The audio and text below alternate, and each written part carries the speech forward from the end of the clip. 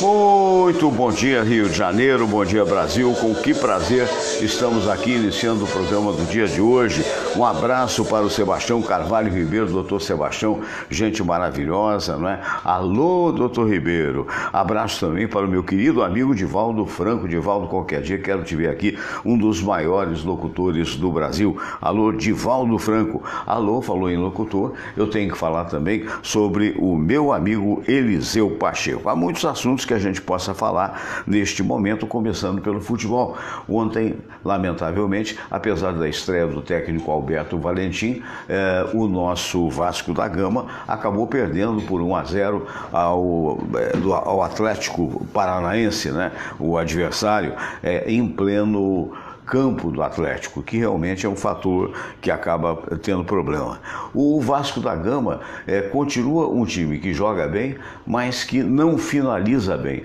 Esse vai ser o grande problema do Alberto Valentim. Quando ele foi entrevistado antes do jogo por uma repórter do Sport TV, ele respondeu que só teve apenas 48 horas da chegada dele do exterior para poder ver o time e que priorizou naturalmente o time que o nosso Valdir Bigode estava montando, que é o assistente, mas na realidade ia fazer observações. E então o time jogou bem, teve várias oportunidades e lamentavelmente não conseguiu concluir para gol. Então foi derrotado 1-0, está agora em 15º lugar, a 2 posições do rebaixamento, e aí tem que lutar mesmo para poder sair disso, mas há muito jogo ainda pela frente. Vamos aguardar para ver.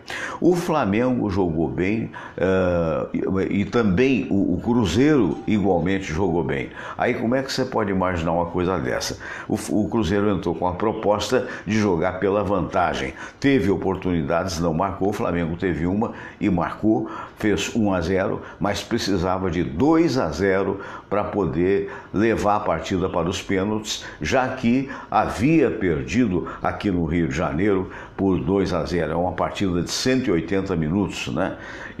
Então ficou 2-1 para o Cruzeiro. O Cruzeiro comemorou, classificou-se e o Flamengo foi desclassificado da Libertadores. Resta agora para o Flamengo a Copa do Brasil, que é a mais interessante, que é uma Copa que dá de prêmio ao time vencedor 70 milhões de reais, a Copa do Brasil, e dá muito mais do que o Campeonato Brasileiro. Mas tem as duas oportunidades. No Campeonato Brasileiro, o Flamengo está em terceiro com possibilidades reais. E no campeonato da Copa do Brasil, ele é a chamada mata-mata, ele realmente também pode chegar. Muito bem, isto posto, houve uma denúncia que é algo que a gente tem que parar para pensar. Aconteceu hoje no telejornal da TV Globo a respeito do Hospital Gafreguinli, que o Gafreguinli estaria, denúncia esta feita pelos funcionários do Gafreguinli. O hospital, que faz também cirurgias plásticas, estaria pulando a fila do CISREG por indicações, notadamente do prefeito Crivella. E houve a entrevista do diretor dizendo que a fila existe, a fila ela não é pulada não. Diz que o hospital tem um convênio com a Sociedade Brasileira de Medicina e esse convênio é para que os médicos possam, cirurgiões, evidentemente, garotos que estão estudando, para mim, garotos, na verdade, são homens, que aprendam a fazer cirurgias plásticas. Isso, de uma certa forma, justificaria a chamada aquisição de pessoas que gostariam e gostam e precisam de fazer cirurgias estéticas, isso fora da fila do CISREG. O diretor acha que isso é perfeitamente normal para que os médicos possam aprender a fazer esse tipo de cirurgia. Pois bem, a TV Globo procurou a Sociedade Brasileira de Cirurgia Plástica, que negou esse tipo de convênio.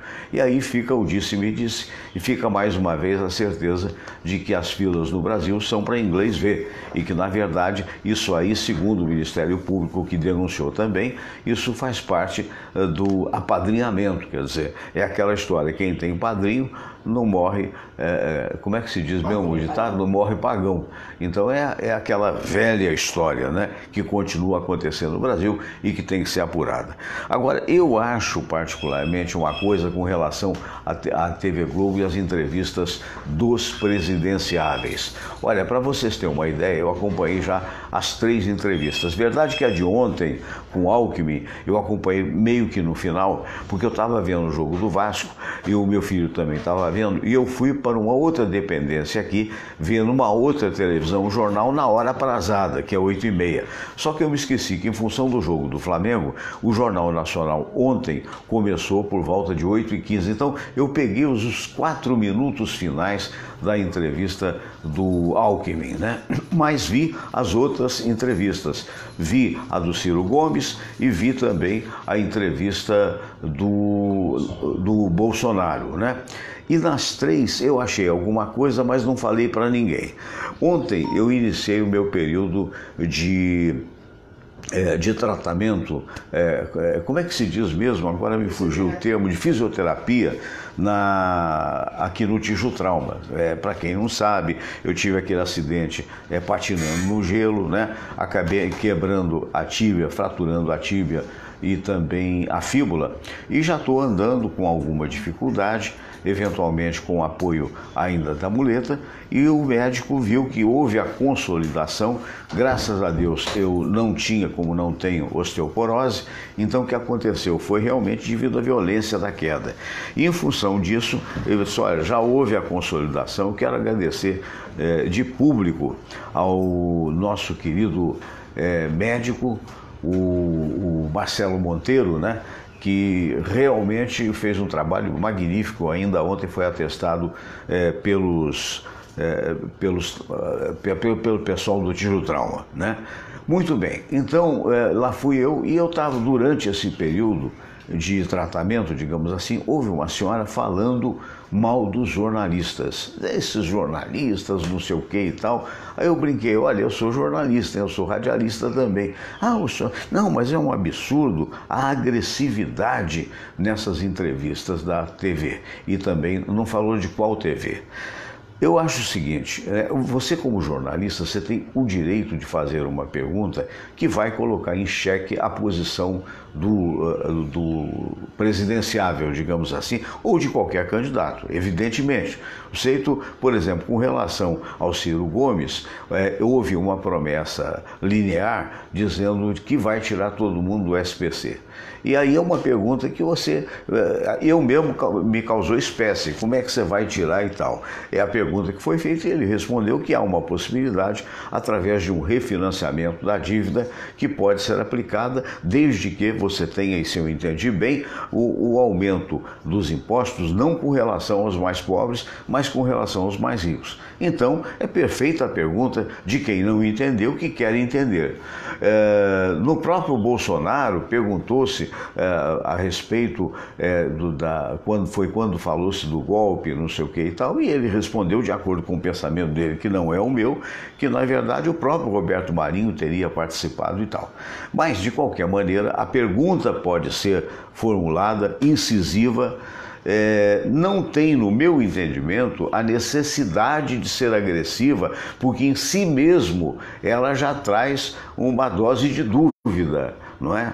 O grande problema que está havendo nessas entrevistas é que, na realidade, o candidato tem 27 minutos, mas os jornalistas, no caso o Bonner e a Renata, estão usando mais tempo do que propriamente deveriam usar para fazer as perguntas.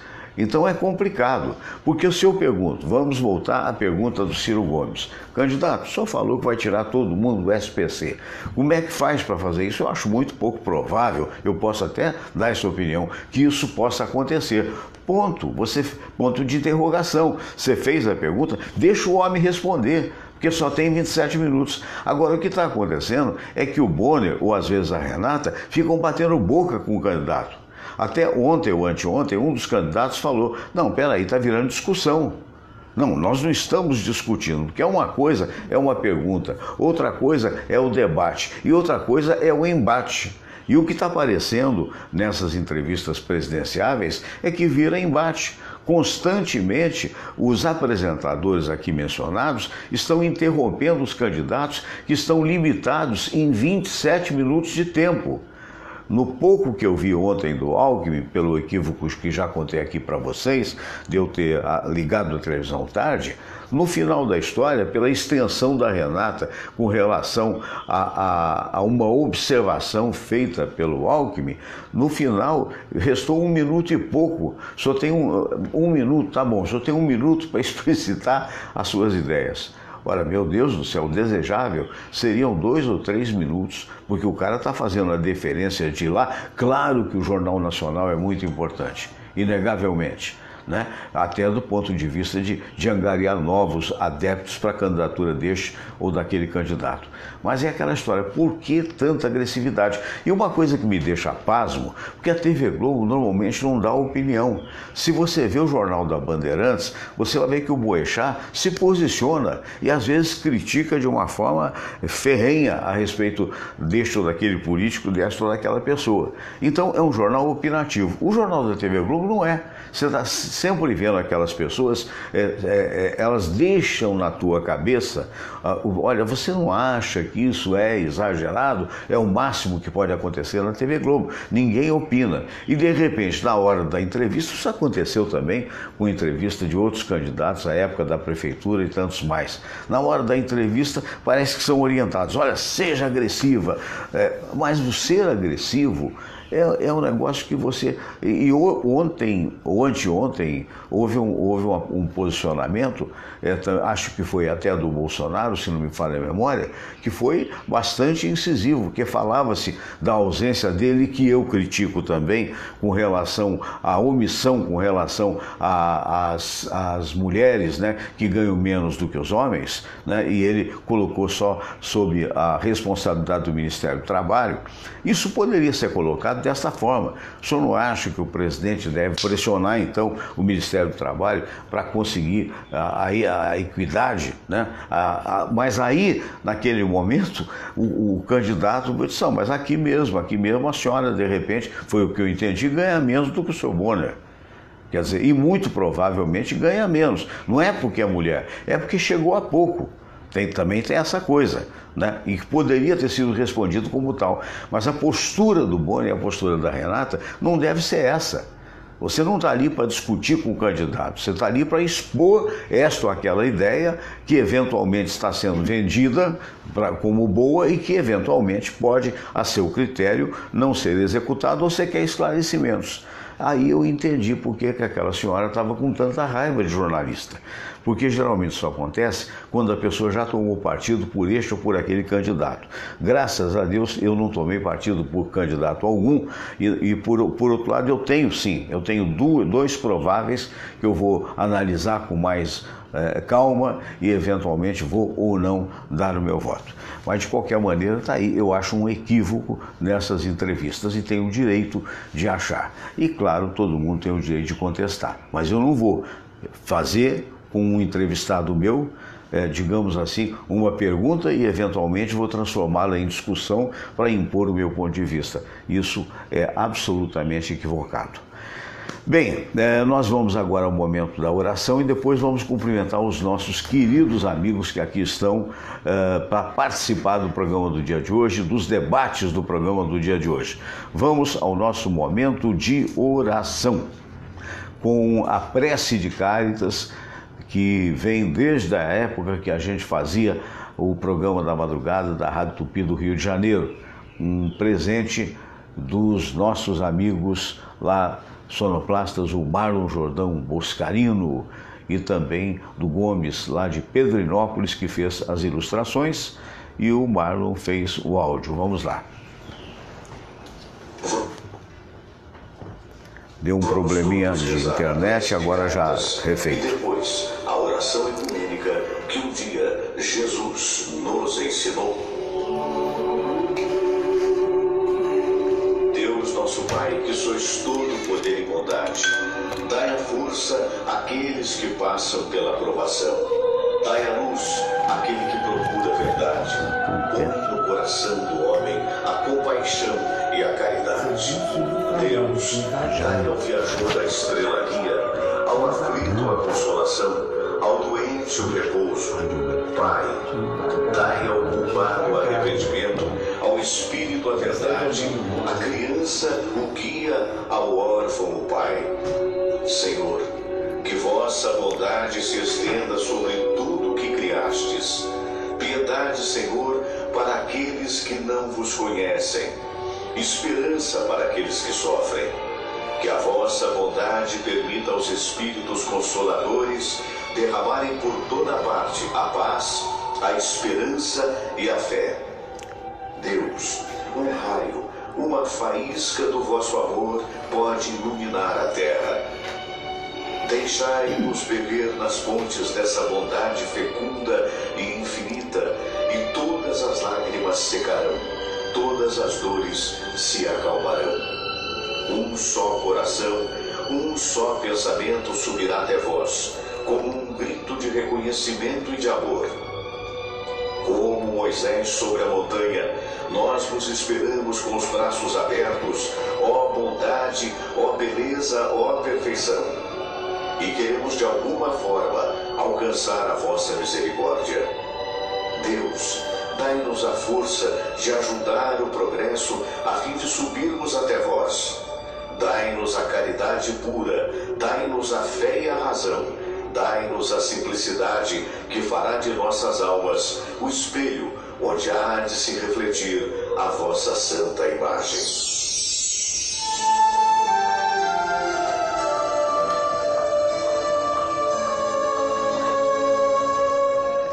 Nosso que estais nos céus, santificado seja o vosso nome.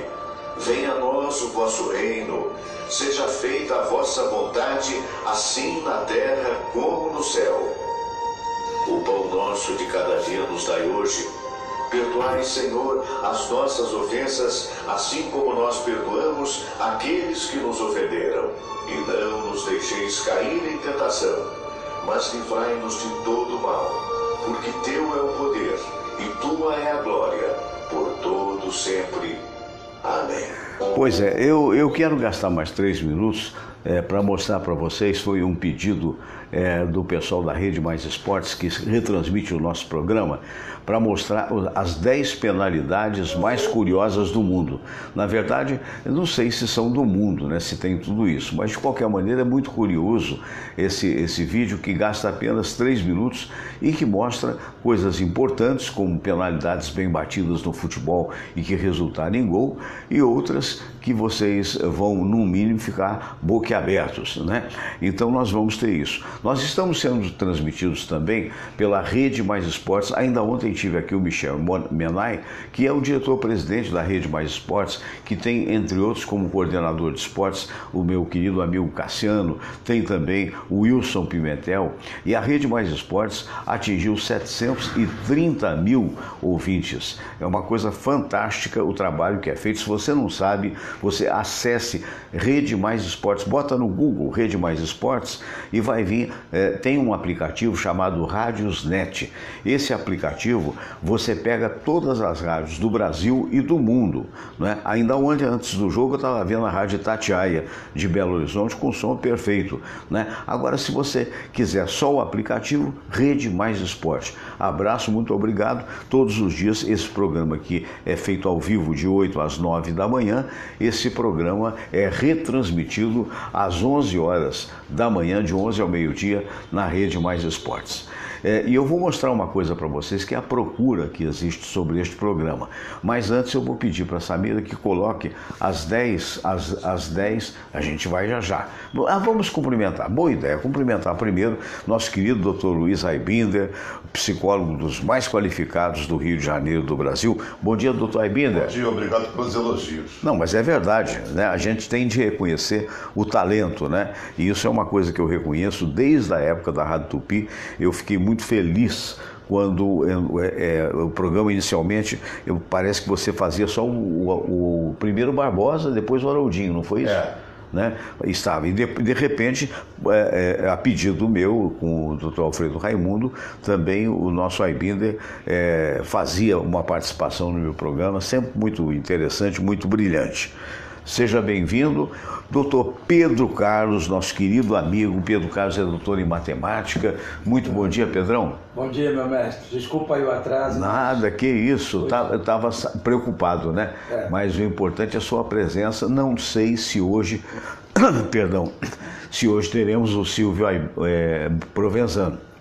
O doutor Silvio, eu acabei geralmente não precisa comunicar, mas às vezes, hein? Mas não é dia dele não, né? Não, então é de 15 isso. em 15. Eu contatei o Gelson Cunha, porém o Gelson vem amanhã. Por razões profissionais, ele vem amanhã. Mas esses dois dão conta do recado, Não. Realmente dão. Não, ele dá conta. Ele dá conta. Ele dá conta. Ele dá conta. É matemático, é. Vamos então, depois a gente vai. Detalhe: o Aibinder vai estar no programa do Edmilson Migovski. Aqui eu mando um grande abraço na Band no próximo sábado, né, Aibinder? Sábado, 11h30 da manhã. Às 11h30 da manhã, falando de suicídio. E a gente vai falar disso aqui também. Tá vendo? Esse é o cara. Ele dá conta. Esse é o homem, rapaz. Não é fácil, não. Não é para qualquer um, não.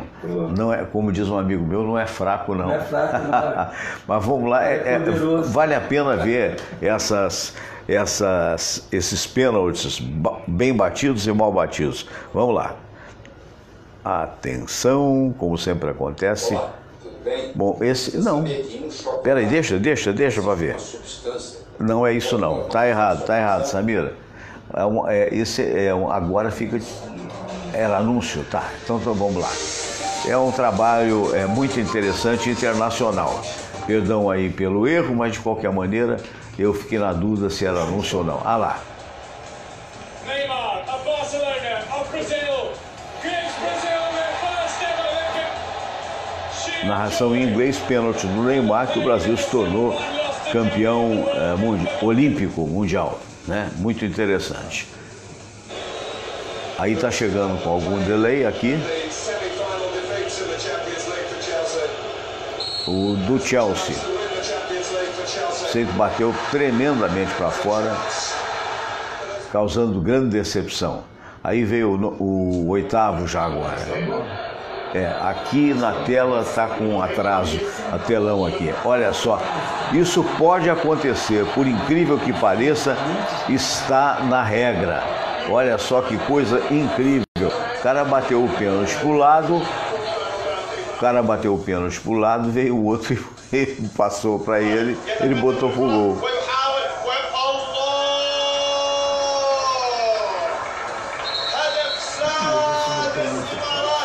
Pois é.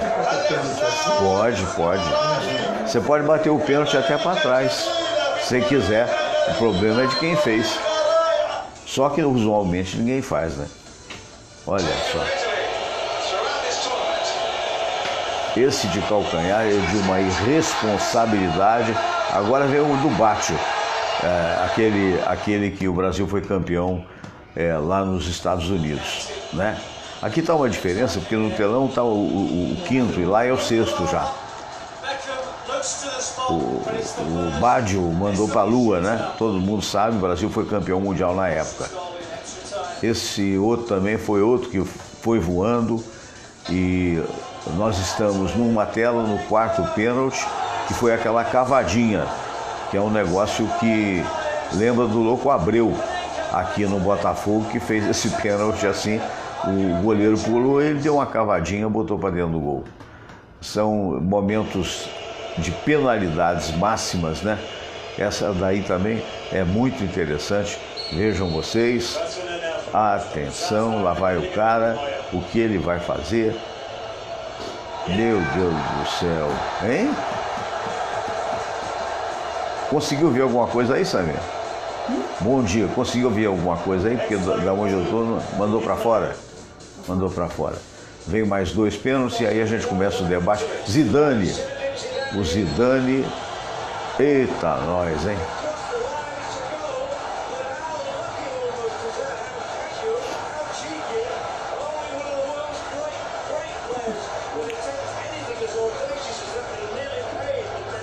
Também, tipo cavadinha, a bola bateu na trave, mas bateu dentro e foi gol. E por último, last but not least, como diz o americano, Tati também são coisas do futebol, né? É um momento que as pessoas gostam de ouvir, lembrando a Rede Mais Esportes, nossa amiga, que retransmite esse programa para 730 mil pessoas, e eu sou muito grato eu até fico acanhado de dizer isso, eu prefiro mostrar para vocês o pessoal que procura este programa. Vamos começar o debate enquanto eu vou procurar no computador isso do que eu estou falando para depois mostrar. Vamos começar com o nosso querido e meu amigo Dr. Luiz Aibinder. Dr. Luiz Aibinder, suicídio, existe um pensamento no Brasil, uma notícia no Brasil já há de tempos. Nossa, eu estava na Rádio Globo, já se falava isso, que o país que mais há suicídio é na Suécia, onde as pessoas tudo têm, ficam, digamos assim, cansadas de tanta coisa e acabam se suicidando. Isso é verdade ou é mentira? Isso é um mito. É mito. Eu já ouvi isso muito sempre. Sei. Desde sempre. Que a vida é tão boa, tão tranquila, que as pessoas ficam entediadas e se matam. Certo. Não tem o menor sentido isso. O ranking é feito Copa do Mundo. De vez em quando um país ocupa o primeiro lugar e substitui. No ranking atual, a Suécia não está nem entre os 10 primeiros. O primeiro lugar é Índia, em segundo lugar, empatado no primeiro lugar, Lituânia. O Brasil tem o 8º lugar no mundo de suicídio. Sei.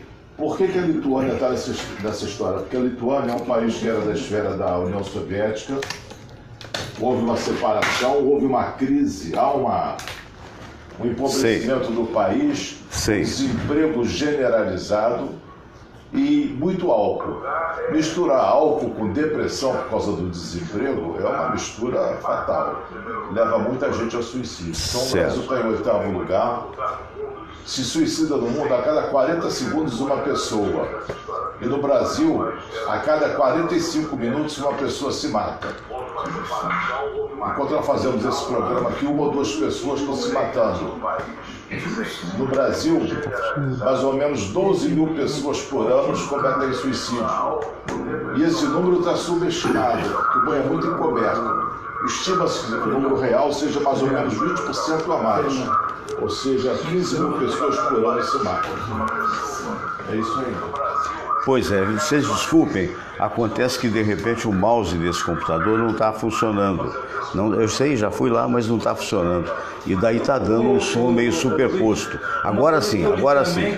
Estava alto. Também há um nível altíssimo de suicídio, né? Isso. Por causa da pressão de ser os melhores, de não cometer erro, engano, né? A cobrança Você tem toda a razão. da excelência, né? Nesse ranking do Japão, o Japão está no quinto lugar de suicídio.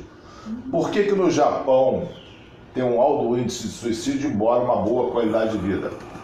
Os principais fatores são a solidão na velhice e dificuldades econômicas. São as duas causas principais. Mas temos que levar em conta a cultura japonesa, que é diferente da cultura ocidental. No Japão não tem cristianismo, é muito mínimo. E segundo o cristianismo, o suicídio é pecado. Lá é honorável, se a pessoa está defendendo a honra, se a honra dela foi ofendida, se ela se colocou numa situação vergonhosa, tipo mensalão ou petrolão lá. Ela não pode viver numa dependência, né? Aí ela salva a honra. Inclusive aquela época do kamikaze, os pilotos que se jogavam de aviões, depois eu vi num documentário que se jogavam também de mini submarinos. Olha Eles só. entravam numa espécie de torpedo e iam até o navio para explodir. E quando falhavam e sobreviviam, era uma vergonha. Pouca gente sabe por que eu peguei esse computador para mostrar uma coisa para vocês. Porque, na verdade, quando você fala, você tem que mostrar aquilo que eventualmente possa estar ocorrendo. Então eu botei no Google, na pesquisa do Google, você bota programa Fernando Sérgio. Na verdade, isso não é audiência, isso não é visualização. Na verdade, é a procura. Quer dizer, você procura onde está o Fernando Sérgio, né? Então ele vai procurar e aí é contado a quantidade de pessoas que procuram. Mas também esse dado, ele não pode ser dado da seguinte maneira: é tudo do Fernando Sérgio. Não é. Pelo seguinte, você bota programa Fernando Sérgio. Se houver a palavra programa, vai aparecer numa pesquisa lá embaixo. Se houver algum Fernando Sérgio, também pode aparecer. Mas se houver só Fernando, também pode. Sérgio também pode. Mas as primeiras páginas da procura do Google são as páginas mais mais acessadas e também as mais importantes. Então, outro dia eu estava nessa pesquisa, hoje eu não sei, mas outro dia, por exemplo, o Google tem muitas páginas de pesquisa, né? E outro dia eu estava até a 14ª página de pesquisa, eu e meu filho estávamos olhando, e todos os programas eram programa Fernando Sérgio. Por quê? Porque tem aqueles quadrinhos pequenos, às vezes com a foto do Aibinder, com a sua ou com a minha, porque o programa vai, sempre tem uma foto escolhida aleatoriamente pelo YouTube, por exemplo. E ali tem todos os quadrinhos do programa, a indicação do que é o programa, e você clicou ali, ele vê o programa. Então hoje, nesse momento, há 34 segundos atrás, nós tivemos essa pesquisa que eu aumentei para você ver aqui. Dá para você ler aí para mim, por favor, Samira, que eu não estou vendo aqui o número. Qual é o número? 26 milhões e 900 mil. 26 milhões e 900 mil procuras. Isso é uma responsabilidade muito grande, mesmo a gente não sabendo se dessa situação surge, digamos assim, vamos supor que seja 1 milhão desses 26 milhões. É gente que não acaba mais. E eu também coloquei, e depende muito da hora, Fernando Sérgio, youtuber, que é uma outra que você pode pesquisar, e aqui eu já fiz bobagem. Daqui a pouco eu vou mostrar para vocês. Mas continuando, o Pedro, na área de professores, existe a incidência muito de suicídio? Em alguns casos você tem ao longo, não? Que eu saiba, não. É que existe a desistência da profissão. Sei. Então, por questões de salário financeiras, né? Tudo mais, muita gente deixa a profissão, né, para outras funções. Mas a questão assim de suicídio, não. Não. Uma coisa dessa do suicídio, junto ao processo que o Aibinder vai questionar, que eu sei, mas a questão é essa mesmo, né? Junto ao processo reencarnatório, que algumas religiões, né? Que nós temos certeza de que existe, sem nenhuma dúvida. Nenhuma dúvida. Nesse processo, há vários trabalhos escritos sobre as pessoas, né, que têm umas deficiências mentais, né? Síndrome de Down, autismo, né? Essas coisas assim. Algumas pessoas com deficiências também, que falam que são oriundas desse suicídio, né? De terem cometido suicídio. Né? Na sua concepção, Aibinder, tomando todo esse panorama, né? Tanto o religioso quanto o científico, isso procede, tem alguma fundamentação, ou simplesmente pelo processo religioso um processo especulativo? É um processo religioso. A psicologia só vai até a morte. Isso. Depois da morte já é no campo da psicologia. Já é uma outra área. Por isso que eu coloquei que se algum estudo, né, entre psicologia e a religiosidade com essa questão. Porque a psicologia é do lado racional. A religiosidade é do lado da fé. Porque já tem vários estudos em relação à questão assim, a ciência e o espiritismo, né? Tem. Então, até que ponto, né, a religião tem depende das opções daquele que está trabalhando sobre. É o caso do Aibinder, ele é estritamente psicólogo, né? E aí, como tal, tem algum trabalho dentro da psicologia puxando para esse lado. Deixa eu te falar uma coisa. Existe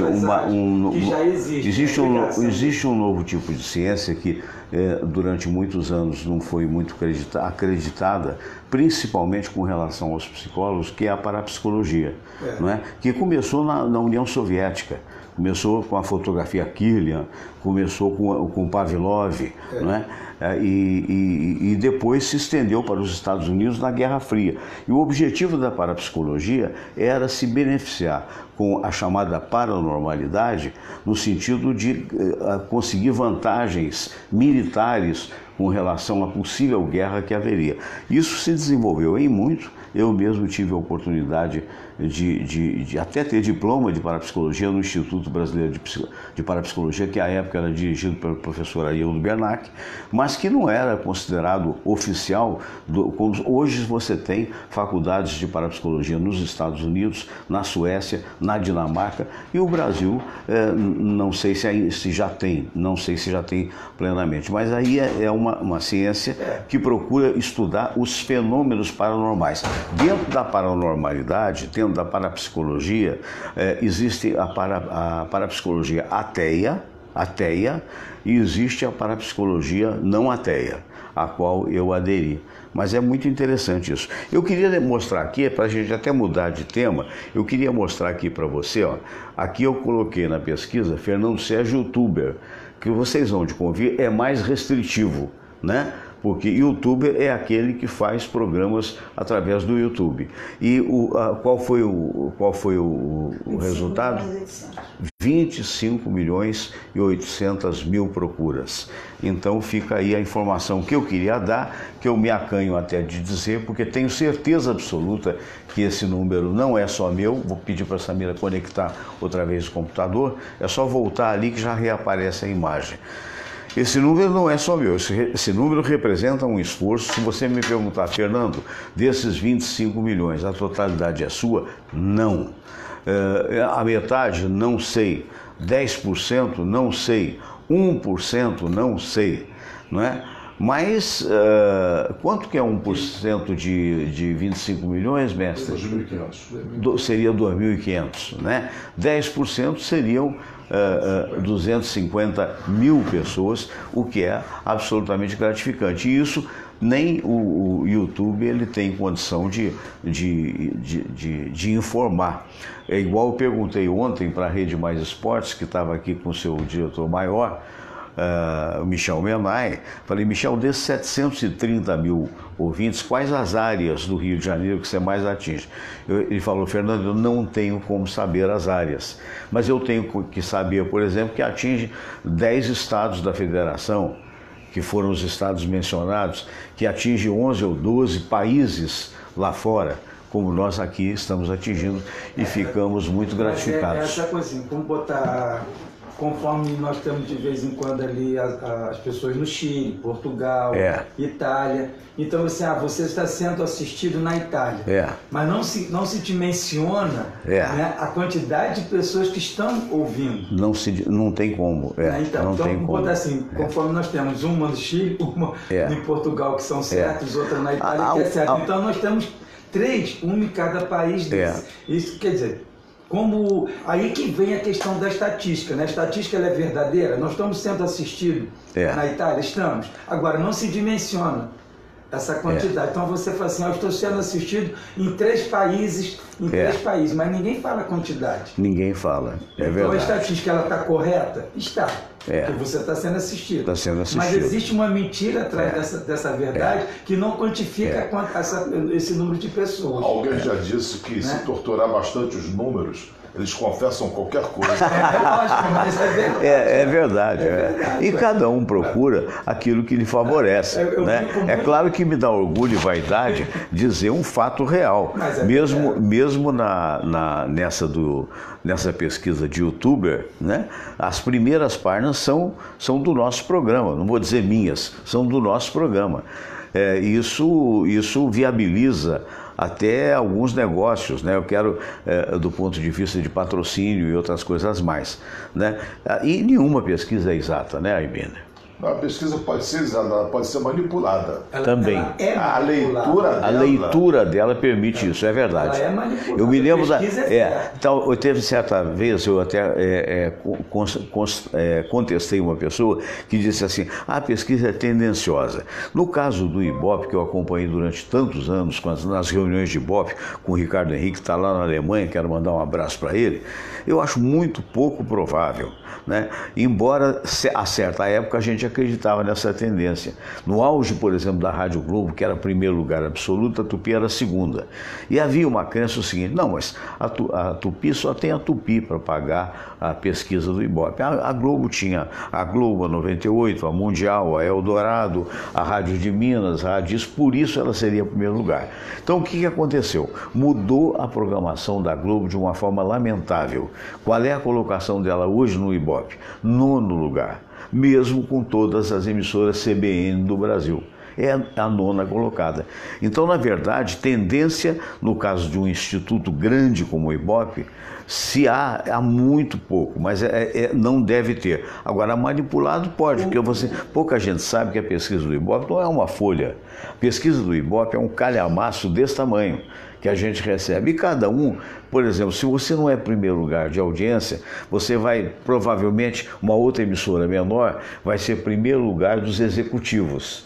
Então, o cara bota lá: não, mas eu não sou o primeiro lugar geral, mas sou mais ouvido pelos executivos. Que é onde, onde pode haver a manipulação. Não, depende também, Fernando, aonde você faz essa pesquisa, que é uma manipulação. Também, sim, pode ser. Vamos botar assim: o meu reduto é Tijuca. Vou para Tijuca, então vou fazer a pesquisa sou maioral. Na Tijuca eu vou ser eleito. Mas deixa eu esclarecer uma coisa para você: o Ibope não permite isso. Eu sei. Alô, Montenegro, não permite. Não permite, nem as emissoras não influenciam, não sabem onde será feita a pesquisa. Então essa manipulação poderia haver, sim, por parte deste ou daquele diretor do Ibope, se fosse tivesse má intenção. Mas não permite isso. Não permite, não. Eu sei que não permite. O cientista político Geraldo Tadeu, meu amigo, sei. Pessoal muito interessante. Bacana. Tem um instituto de pesquisa. E já foi ameaçado por políticos. Ameaçado. É mesmo, né? Para divulgar que aquele político está lá na frente das pesquisas, que faz com que atraia mais votos. Porque todo mundo quer apostar no cavalo vencedor. Olha só. Entendeu? Ou pago ou tentam pagar ele, que é uma pessoa íntegra, para constar como bem colocado nas pesquisas. Que coisa, é possível. Havia no passado um instituto, que eu vou preservar o nome, que eu não sei nem, acho que não existe mais, mas que era vendilhão do templo, né? O cara vendia mesmo, vendia pesquisa, e a gente sabia disso nos anos 70, 80, por aí. Você não precisa vender a que pesquisa, tinha um nome parecido com o Ibope, mas não era o Ibope. É o que eu falei assim: onde que eu tenho a maior aceitação? Na Tijuca. Então eu venho fazer a pesquisa na Tijuca. Acabou, na Tijuca eu vou ser o primeiro. Então quando sai a reportagem falando sobre essa intenção de voto, então é perigoso, né? Se fizer uma pesquisa na porta do hospital onde você for fazer fisioterapia, ou nas imediações, 60% das pessoas entrevistadas têm problemas ortopédicos. É verdade, é verdade. Está contaminada. Então tem esse cuidado muito grande. Os grandes institutos aqui no Brasil, lá nos Estados Unidos é o Gallup, né? Que tem moral, que é diferente. O próprio Ibope e também a Folha de São Paulo são pesquisas muito sérias. Agora, institutos ocasionais que aparecem à época de eleição é onde você tem que duvidar. Né? Eu estou falando aqui nesse caso aí que não deixa de ser uma pesquisa de audiência, mas aí é como é que chamam? Por IP, né? Chama-se IP, né? Ou seja, é por computador, isso aí é número, não tem... É aquela coisa, eu quero fazer uma pesquisa sobre, vamos botar o assunto que começou aqui, suicídio. Então eu coloco lá, suicídio. Aí vai aparecer o programa, porque no programa está falando sobre isso, aparece sobre aquilo. Então, essa procura, não necessariamente ela seja utilizada como uma fonte de informação. Então, ela pode até ser, desses 20 milhões, você colocou 1 milhão, pode acessar e ouvir a entrevista. Por exemplo, e ela não virá um dado, mas ela vira uma informação. Pois é, a possibilidade de manipulação, mas não com má fé, existe naquele caderno de pesquisa que os que pagam recebem, no caso do Ibope, porque não é todo mundo que recebe. Por isso a dificuldade de se saber, por exemplo, a colocação das emissoras. Né? A emissora que paga, ela recebe. Né? Então, naquele caderno, você vai escolher o que é de melhor para você. Quer dizer, quando eu mostro esses 25 milhões de pessoas, das quais provavelmente 10 ou 15% estariam me vendo, eu estou induzindo a pessoa, sim, a dizer, poxa, esse programa ele é visto, ele é ouvido, ele é procurado, não é? Mas eu estou usando um dado real. Né? Então isso acontece muito nas pesquisas em que a pessoa, por exemplo, a JB, que é uma rádio que a classe média alta ouve, né? Pela qualidade das suas músicas e tal, ela é uma emissora inteligente para quem puder divulgar comercialmente. Já no caso da Rádio Tupi, por exemplo, é uma emissora mais ouvida, mas do ponto de vista falado, onde tem muita informação, onde tem muito jornalismo. Você tem que analisar qual é o perfil da emissora. Exatamente. O perfil da CBN é qual? O perfil é classe média alta também, então, só que aí informativa, né? A Band News. Band News é qual? O perfil Tupi é qual? Então, dentro desse perfil, que você vai fazer a pesquisa. Exatamente. Não adianta eu querer analisar uma música, um hip hop ou um rap, onde as pessoas só escutam clássico. Não adianta. Então, você tem que ver qual é o perfil dessa rádio para poder dizer, dentro desse perfil, ela está no primeiro, segundo, terceiro ou quarto lugar. Agora, uma vez a gente estava discutindo isso, até que eu estava vendo, né, o resultado do Ibope no seu programa e tudo mais, ainda até comentei isso, né, que assim, a Tupi estava em primeiro, Clube de Segundo, aí estava aparecendo a CBN em 10º lugar, uma coisa assim. Eu ainda falei assim, mas a CBN não pode ser colocada no mesmo patamar da Tupi, porque são coisas diferentes. São objetivos diferentes. Então, se eu classificar a rádio por um percentual, é uma coisa. Se eu classifico a rádio por área de ação, é outra coisa. É curioso perceber nessa seu raciocínio que no caso das agências de publicidade, aí que se beneficia a rádio de maior audiência no geral. Porque a agência de publicidade ela tem uma visão seguinte: qual é o número de pessoas que estão ouvindo? Digamos, eu citei aqui um número da Rede Mais Esportes com 730 mil. Então o custo operacional dela pode ser menor até do que outras emissoras de grande porte, mas isso aguça o pensamento publicitário que ele pode atingir 730 mil pessoas. Então ele programa em torno da maior audiência. É o caso isolado da Rádio Tupi, que sempre vai ter uma verba maior, porque a web não chegou ainda a ter essa... É outra condição também, Fernando. Eu quero vender telefone. Tá bom. Eu vender telefone para aquele que usa, o usuário do telefone, nós... é uma coisa. Então eu vou vender esse telefone, vou fazer essa propaganda aonde? Vamos colocar Rádio Tupi, onde tem uma maior penetração. Agora, eu quero vender telefone para você, o empresário. Então eu vou colocar isso aonde? Na CBN, na Band News. Procede. Então, até mesmo qual é o objetivo de eu vender esse telefone, tem que ser analisado. A propaganda dentro da área que é verdade. Melhor. Queria perguntar para você, Dr. Luiz Aibinder, qual é o target, qual é o alvo, qual é o público seu que frequenta os seus cursos e por quê? O meu público, eu me dedico às pessoas que não são malucas, psicóticas. Mas que poderiam estar em vias de, não? Que poderiam estar em vias de, não? Então nós estamos excluídos. Não, que estão a caminho. São pessoas que têm problemas de falta de paz de espírito. Sim. Pessoas que têm angústias, medos, raivas, não compreendem a natureza da realidade. Por exemplo, você não se conforma com uma perda. Tem gente que não se conforma mesmo, se mata, sofre a vida toda. Pessoas que se fazem de vítimas. Eu digo que ser vítima é um evento, não é um status. Mas a pessoa sofre é vitimizada por alguma situação e carrega aquele, como se fosse uma identidade para o resto da vida. Eu digo que ser vítima é um hematoma, não é uma tatuagem. Naquele determinado episódio você ficou marcado. Acabou ali, você não está marcado para sempre. Então pessoas que se sentem como vítima, se sentem compreendidas, pessoas que não tomam atitudes, têm medo de tomar atitude de confronto. Confronto não é brigar, é ser firme, defender seu espaço, é sim, não é não. Não é aquela pessoa que diz sim por medo e não com raiva. Sabe? A pessoa é firme, assertiva. Sim. Então são essas pessoas com essas dificuldades de convivência normais que poderiam ser muito mais felizes. O sofrimento, Fernando Sérgio, é desnecessário. Qualquer sofrimento não procede. Você pode sentir a dor, o sofrimento é opcional. Mas eu posso fazer um adendo? Pode. Faça, não por favor. adendo, mas um questionamento. Você baixou o nosso William Bonner aí. Exatamente, é o próprio. Mas o Bonner, ele é todo gentil. O Bonner parece estar discutindo com o cara. O Bonner parece estar discutindo com a figura. Aquilo ontem eu achei muita Não é mesmo? agressividade mesmo. Meu Deus do céu.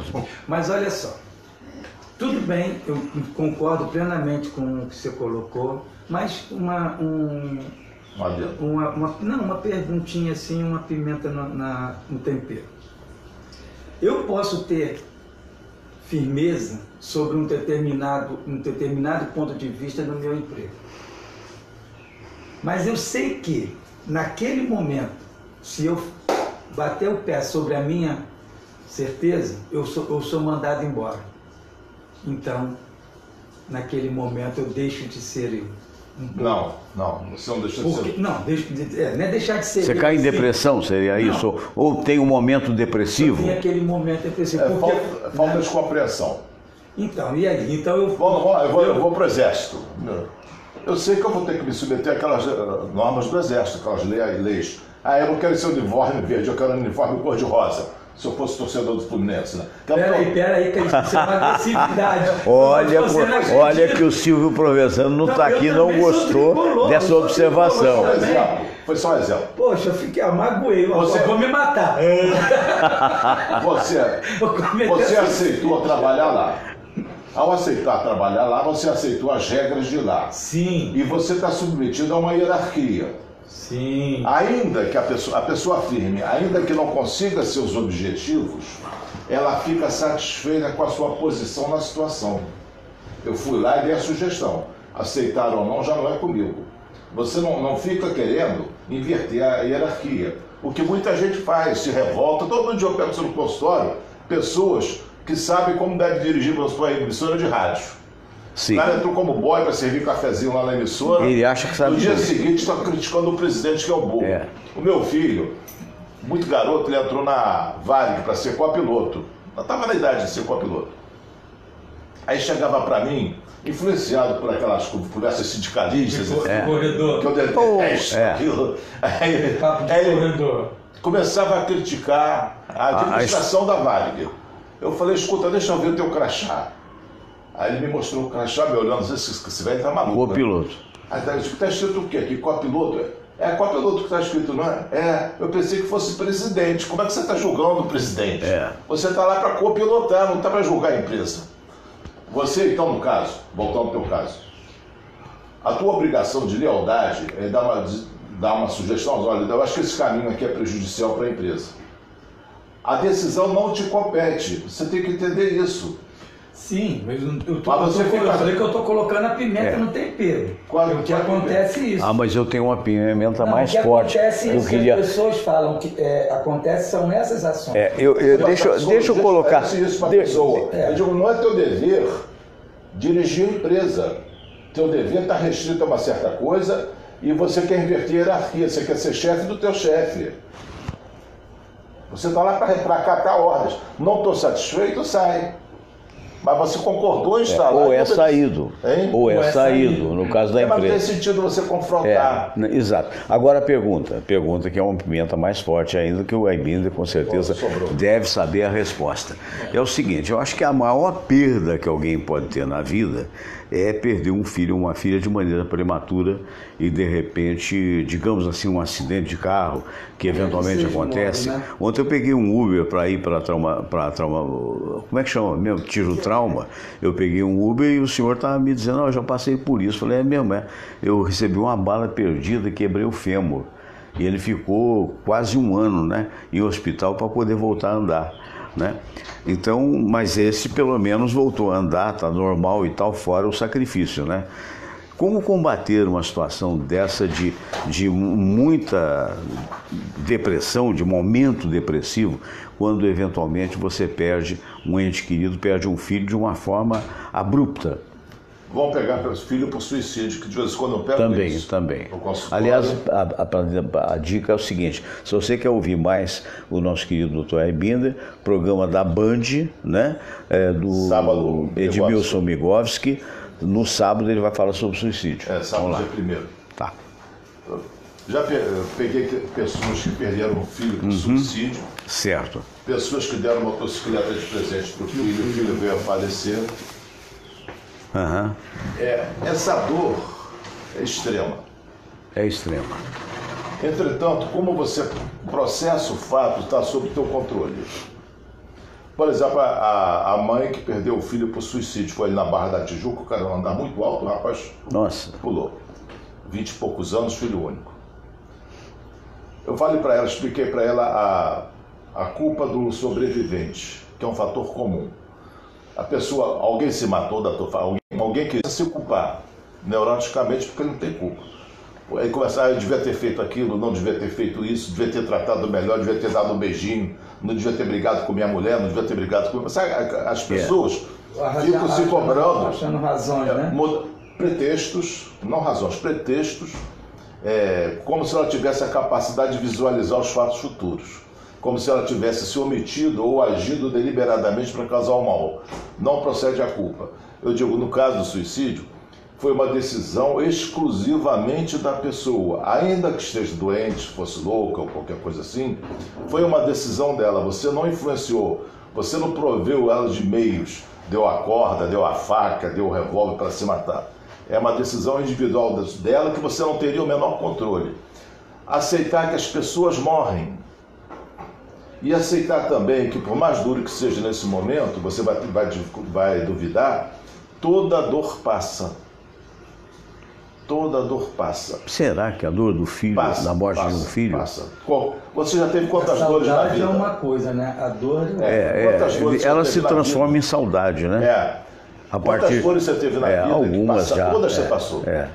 Então, a própria perda do meu irmão mesmo, que é uma saudade, mas não é mais dor. Eu digo, né? olha, isso passa, eu respeito a tua dor, não respeito a tua culpa, porque não tiro logo a culpa da jogada. Sei. Porque senão a pessoa se deprime e pode também se matar. Respeito a tua dor, só não respeito a tua culpa, e toda a dor passa. E o que você pode fazer a partir de agora? Qual é o teu próximo passo? Quando eu faço essa pergunta eu acho muito inteligente. Por quê? Quando a pessoa está em qualquer situação muito difícil, eu pergunto qual é o teu próximo passo. Tira o foco de cima do que aconteceu, que ela vai ficar ruminando aquilo até deprimir, e coloco ela em ação. Ela começa a olhar para frente, não mais para trás. Aí você não fica, bom, eu fali. Bom, mas eu posso pegar um Uber, eu posso fazer não sei o quê, eu posso fazer... Sabe, a pessoa não mergulha... Há sempre uma saída, é isso? Sempre, sempre. Eu estou num beco sem saída, eu digo, sai pela entrada. Quer dizer, a depressão, o momento, a dor existe durante um certo tempo. Existe, que é onde você entrou, então tem saída, né? Se entrou, tem saída. Se entrou, tem saída. Então, esse tipo de pessoa, respondendo à tua pergunta inicial, é que eu consigo ajudar com muito, muito orgulho, muito prazer. Suicidas que você viu naqueles depoimentos, né? Quase suicidas. Quase né? suicidas, Ou outros que tentaram suicídio e não conseguiram concretizar. Exato. Então, isso daí me dá um salário emocional. Que bacana, realmente é um trabalho extraordinário, né? Eu quero agradecer a vocês, já chegamos ao final do programa. Meu caro Pedro Carlos, microfone e câmera para você mandar o abraço que quiser mandar, falar para os seus pares. Por favor, faça outra pergunta, tem tempo. Como diz deve fazer, você aqui manda, não pede. Você aqui... Como diz vovó, magoei. Você já é... A vovó está manipulando pela culpa. Você já é sócio do programa. Nem tanto, mestre. Não, mas uma coisa assim, por exemplo, nós que somos umas pessoas ditas como normais, né? De longe é. Gostei do ditas como normais. De longe é. Até parece. De longe é. Não podemos ter aquele momento psicótico assim, dizer assim, vou me matar e pum, morrer. E se cometer o suicídio? Pode. Sem ter nenhuma circunstância de ter, assim, ele é depressivo, ele é isso, não existe nada disso. 90% dos suicídios são evitáveis, se tivesse a abordagem certa. Tem doenças que... Tem uma doença, tirando a esquizofrenia, bipolar, que a pessoa é muito impulsiva. Ela age e depois vai pensar. Nossa. Então, nesse impulso, a pessoa se mata. Ou acaba matando alguém, né? Pode é também. Impulsiva. Tem um tipo de doença chamada transtorno de personalidade borderline, e que uma das marcas é a impulsividade. A pessoa faz cada coisa, ela não se reconhece fazendo aquilo, mas ela não pensa na hora. Inclusive matar, se matar, fazer uma série de loucuras momentâneas. A mulher borderline, porque 75% das pessoas, 80% dos borderline são mulheres, elas se matam. Quer dizer, não 80% são borderlines. É verdade. Dentro desse universo, algumas se matam. Pulam na frente do carro do marido, fazem miséria. Então, essa morte é impossível. Mas tem um antecedente não muito visível, que é a doença. Mas você e eu, dificilmente vamos cometer um flash desse. Mas só para fechar, pessoas desesperadas podem adotar soluções desesperadas. Você perde um filho, entra em desespero. Você pode acabar se matando ou matar alguém, né? Isso. Entendeu? Então, a pessoa, no momento do desespero, isso é um momento de desespero. Ela não quer deixar de viver, ela quer deixar de sofrer. E acha que morrendo o sofrimento acaba. Mas ela dá uma solução definitiva para o problema que é transitório, porque toda dor passa. Toda dor passa, é uma realidade. A dor se transforma em saudade, às vezes num vazio, que é natural, né? Mas realmente você pode uma até transformar a tua dor em amor. Também. A mãe do Cazuza criou uma instituição para idénticos. É verdade. Aquela Regina Gordilho, cujo filho foi morto pela polícia, se transformou em deputada, lutou por várias causas. Exatamente. Mães de filhos desaparecidos. Então, eu procuro conduzir, transformar aquela negatividade numa positividade, ou tirar o... Positividade culpa, não, né? mas tirar o positivo de dentro do negativo. Do negativo. Tirar a culpa, né? E aí, respondeu a sua dúvida? Não, não é assim uma dúvida minha. O que acontece? Que esses fatores são bem incisivos nessas ações. E acho que é legal de botar essa discussão verdade. para que as pessoas tenham outras, né? Verdade. Olhares, que a gente só fica olhando o suicida como uma pessoa que é depressiva, como como que é aquilo. E esquece que uma pessoa considerada, entre aspas, que eu falei, normal, pode vir a fazer isso, que essa pessoa tempestiva. Né? Para confirmar só a tua afirmação, o número de suicídio entre jovens de 15 a 25 anos aumentou assustadoramente nos últimos 10 anos. É mesmo? Porque o jovem é impulsivo. É impulsivo, é verdade. Ele acha que, e tem mais acesso a arma e medicamentos. É verdade. Gente, eu quero agradecer. Meu caro Pedrão, nada que isso. Isso aí a gente estica com o maior prazer o programa. Minha preocupação só é com a bateria da câmera. Então, não, mas já está sendo carregado. Um grande abraço para você. Eu que agradeço aí a presença de todos, a audiência, né? E a nossa grande visualização em nossos 20 milhões. Isso significa que eu, a Aibir e todos os nossos amigos, né? Da poltrona. Né? Estamos aí em lugares que a gente nem imagina. Ontem o Marco Silva reapareceu, ele que mora lá no Texas, né? Vendo o programa. Fiquei sabendo também, até você me falou também que o nosso querido Jorge lá de Lisboa, meu Deus do céu, Jorge Trigo, professor Jorge Trigo, seu colega, está lançando um livro que também será lançado no Brasil. Ele que é uma figura ilustre de Lisboa. E lá em Lisboa está o Fernando Pereira com a Olenka Fatioli. Estão nesse momento curtindo. Aliás, estiveram no Porto, né, e provavelmente agora estarão de volta a Lisboa e depois vão... já podem tomar um vinho de Porto lá. Nosso pode, homenagem. Evidentemente. Daqui a 9 lá vai ser o quê? 5 horas depois, né? 2 da tarde, né? Por aí. É verdade. Você sempre pode beber, qualquer lugar do mundo já está no horário. Isso é para arrumar desculpa. Meu caro Ayvinder, um grande abraço para você. As pessoas que quiserem acessar o seu site, Psicólogo Ayvinder, né? Se quiser qualquer contato comigo, conhecer meu trabalho, Psicólogo Ayvinder, tá tudo lá. Tá tudo lá. Gente, um grande abraço para vocês. Foi um prazer falar com cada um dos nossos amigos aqui, na expectativa de que tenha sido um bom programa para você, né? Sábado e domingo a gente não tem programa. Segunda-feira a gente volta com novas entrevistas, com a presença aqui. Amanhã é sexta. Então amanhã tem, gente. É isso mesmo. Amanhã eu terei o Gelson Cunha aqui, terei o nosso querido doutor Cícero Munhoz, médico, cardiologista e intervencionista, e o Cícero Munhoz, ele é diretor do Hospital Alemão do Amparo, né? Então vai ser muito bom o programa, com certeza. E provavelmente o Beto Aquino aqui, porque o Beto vai ter um show sábado no Marriott, no hotel ali de Copacabana, e foi convidado. Tá viajando? Não, já chegou, já tem tempo. Chegou até na sexta-feira, ele esteve aqui. Lembra disso? Na última sexta-feira ele esteve aqui também. Acho que ele esteve fora, ele chegou, saiu de novo e voltou. Ontem que ele chegou, quarta-feira. Ele então, botou uma mensagem para mim. Então provavelmente estará aqui, vai viajar de novo, vai voltar para a Europa logo após o show. Né? Olha, um grande abraço a todos vocês, fiquem com Deus. Namastê.